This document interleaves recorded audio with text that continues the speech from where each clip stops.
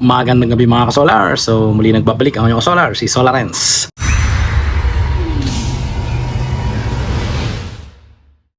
Ito yung ating pinakita nung una, no, na ESS hybrid on and off grid na inverter. Ang mga specs niya sa naunang video, ayan. At titingnan na natin yung kanyang function sa ngayon. 7 na ng gabi, ano, 7:08, ayan. Ay wala na tayong makuhang production sa panel. So nilagyan ko lang ng isang string yan. So may kita natin, ito yung indicator na pag naka-green, ibig sabihin ay okay, no? Normal. Ayan, so merong apat na icons, no? Merong PV or panel, battery, tapos nasa gitna yung inverter, merong grid at saka yung load. So home load ito at saka yung backup. Ito, so meron siyang grid at saka yung meron grid at saka yung backup. So lalagyan pa natin bukas ng connection yan, no, papunta dun sa load side. Ayan. So sa ngayon ay tinest lang natin muna at may sensor tayong nilagay. Ayan, at nakaklamp naman yan. So ito naman ay para sa battery communication, no? At yun na yung ating battery terminal, negative at saka positive. So ito na yung sa mismong PV module. Okay. So ito lang, pag mag-setting tayo, no, medyo kakaiba lang kasi mayroong password na kailangan tayong i-enter bago tayo makapag-proceed. So puntahan natin yan, ano. Initially may kita natin sa settings ano yung backup reserve. Ayan, ibig sabihin yan yung voltage pagka umabot ng 40 volts, yun magiging low voltage. So pwede ring mag-charge sa grid. Ayan, nakikita natin dito, nag-charge sa grid, 370 watts yan, ha. Okay. So meron din siyang time-based control. Ibig sabihin ng time-based control, ito yung state of charge at saka yung charging time para sa utility, no? Ibig sabihin utility doon sa Meralco, kung Meralco man ang ating distribution na utility. So pwede tayong pumili ng oras diyan at saka kung ilang watts. Ito, may power siya na nakalagay. Ayan. So pagka umabot ng 45 volts, doon siya magi-start ng charging. So ibig sabihin yan yung magiging low voltage disconnect. At may possibility rin na kung sakali gabi na at umabot ng madaling araw, no, pagka 45 volts na ang charge ng battery ay purely kukuha na yan sa Meralco. So merong modes tayo, pwedeng charge, pwedeng i-disable, pwedeng discharge, no. Yung magiging setting dito sa time-based control. So hanggang 24 hours yan, kaya period 1 to 6. So brightness, ayan, nakalagay din yan. Tapos yung wifi, kaya makikita nyo itong time na to, nakasync yan sa wifi. So pagka hindi nakasync, ibig sabihin ay hindi pa natin i-connect yung kanyang built-in na wifi, no? Kaya ito yan, no? Parang sa cellphone din makikita natin na activated yung wifi niyan. At nagsisynchronize yung kanyang oras. Kaya July 14 ngayon, ayan, at 7:12 na. Okay. So tingnan natin yung ibang settings. Pwede tayo sa inverter mismo, pwedeng sa work mode, ayan, self-consumption, feed-in priority mode, ibig sabihin yan pagka may net metering ka, backup mode, ayan, pwede rin. So may 3 choices tayo dyan. So self-consumption, parang off-grid to off-grid. Tapos PV energy priority, may mga choices din yan.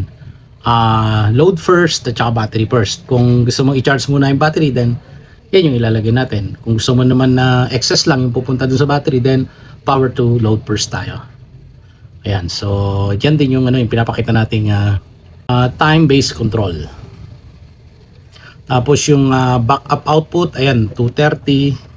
So mayroong choices, pwedeng 200, 220, 230, 240. So ito yung sariling output niyan, no? Kaya mas maganda, ayan, nilalagay natin 230 lang.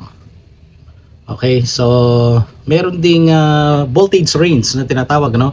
Yung maximum backup output voltage 264 pinakamataas at saka minimum 176. Yan yung default na setting yan. So pwede din natin i-connect sa gen port, ayan, pwede rin itong parallel at yung protection. May island detection mode, no? Island detection. So purpose ng island detection para if in case magkaroon ng brownout ay walang lalabas mula dito sa inverter papunta sa distribution utility para maiwasan yung aksidente na in case na mayroong lineman na gumagawa sa mga poste. Okay, so for start with PB only. For start up, buzzer, ayan, lagay natin. Hindi ko na nilagay yung buzzer kasi medyo alarming. So yung overload start, ayan, ilagay natin detected overload para malaman natin kung yan ay mag-overload. So susubukan natin ito sa susunod na video, ano, yung overload testing yan or stress test testing. Sa grid, ayan, pwedeng mag AC coupling, meron choice dyan. Tapos yung reconnection time, ayan, 120 lang yung nakalagay dito, pero kung naka net metering ito, pwedeng kailangan ilagay sa 600 ito. 600. Ayan. Kasi 10 minutes ang reconnection time natin. Kaya makikita nyo, ayan, naka 10 seconds to 600 seconds. Ayan. High voltage, so grabe yung taas. Yan yung mga nakalagay na default settings niyan. Grid low voltage, ayan. So grid protection, may grid protection din. Ito na yung sa frequency, sa hertz, at saka ayan, sa hertz and voltage, ayan, yung low protection level and high protection level. Ayan, so voltage, frequency, ayan, high, auto detection na lang, no, pagka ganyan, para siya na mismo yung pipili dahil tayo sa Philippines ay 60 Hz tayo. So sa battery, ayan, pwede nating piliin, ano, kung lithium ang ginagamit natin. Ayan, lagay natin na lithium. Tapos yung kung state of charge, pwede rin naman, pero nilagay ko muna rito ay voltage kasi yung battery natin, ito ay nasa 50 volts lang ito kanina. Kaya pag nilagay natin dito sa SOC, mag-e-error ito, maglo-lobat.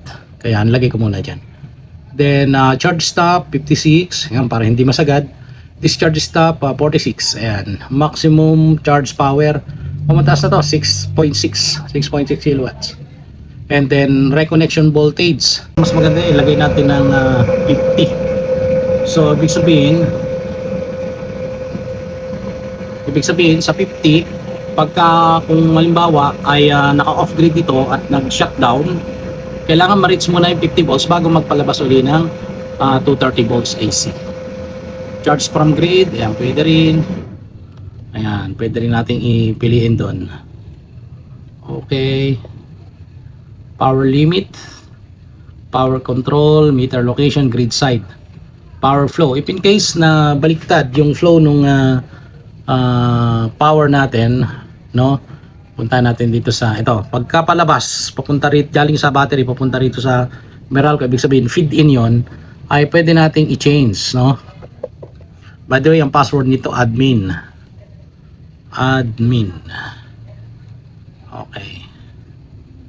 Admin. Yan lang password niyan. Power limit. Ayan.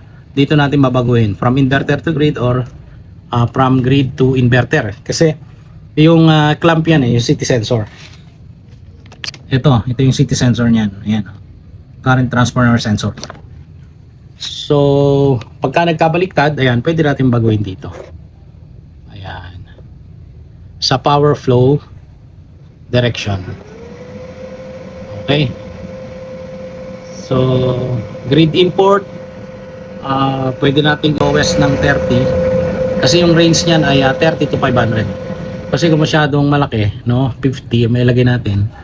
So, 24 hours. So, 720 watts sa 24 hours. So kung 10 days na yun, 7.2 10 days, so times 3. So nasa abot na ng 21, more than 21 kilowatt hours na. So masyadong malaki na pagka ganun. Okay, so maintenance, ayan, dito lang naman siya. Clear, historical, merong pwedeng palitan yung password kanina dito. Yung admin, ayan, gusto nyo palitan. So communication, ito yung doon sa ano natin, ano, yung communication pag connect sa wifi, madali lang siya. Okay, so yun lang yung nakita na natin, ano, yung kanyang connections, yung kanyang features. Ito naman yung data niya, may kita rin dito sa kanya-kanyang icons. So yun lang muna mga ka-solar, no? At sa susunod na video ay magpapakita tayo ng kanyang load, yung kanyang production, At yung mga nakita natin na functions ano, ay i-implement natin para ma-test natin itong mismong unit na ito na 6 kilowatts ESS inverter. So maraming salamat sa panonood at usap ulit tayo sa sunod na video. Muli ang inyong kasolar, si Sol Renz.